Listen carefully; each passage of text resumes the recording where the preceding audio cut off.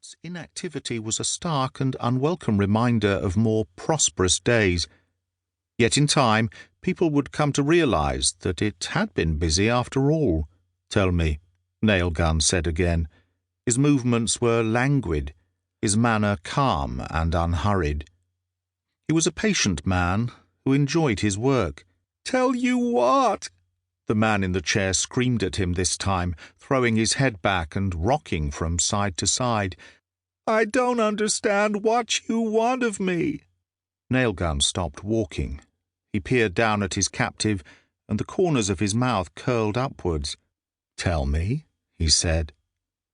The man in the chair shook his head, sweat flying from his damp hair, pink ribbons of spittle from his lips. "You keep saying those two words. This is not fucking Marathon Man.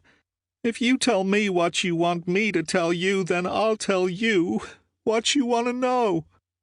Nailgun glanced across the room at a small, bony man standing back in the shadows, wielding a ball-peen hammer as if it were an extension of his arm. His suit was equally shiny, only grey and ill-fitting. "Marathon Man," Nailgun said, arching his eyebrows. "Laurence Olivier film, boss," Ballpeen said. "Nazi war criminals. He tortures a bloke, asking only, 'Is it safe?'"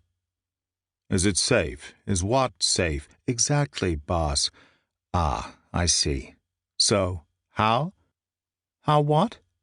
"How does he torture the man?" "Teeth, boss." "Interesting," Nailgun said. He regarded the man with the nails through his wrists and knees, the way a sculptor might study a rough block of marble. "I've never done teeth before. You could be my first customer. No charge." The bloodied man closed his eyes and wept, shoulders heaving. He was a big specimen, now shrunken by all he had endured. "Look, all you have to do is ask the question properly, fully, so that I understand what it is you want from me." Nailgun nodded, pursing his lips, glanced across at Ballpeen. "Hear that? I'm being taught interrogation techniques by a man who couldn't avoid having nails driven into his body this afternoon." Ballpeen nodded and shrugged expansively. "Tell me," Nailgun said again, his eyes drilling into those of the man in the chair. "Tell you what, though?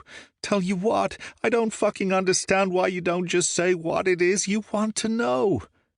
Nailgun took a step closer and leaned in, holding the Senko tool like a pistol and aiming it directly between the other man's fevered eyes. Nailgun flashed a predatory smile moments before he spoke. "Tell me. Everything."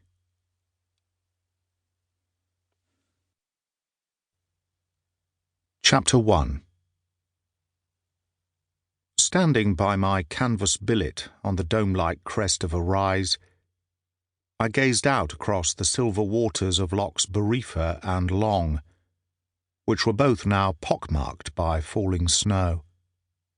From this same vantage point I could often not only see as far as Dunnet Head, but also way beyond into the thrashing sea.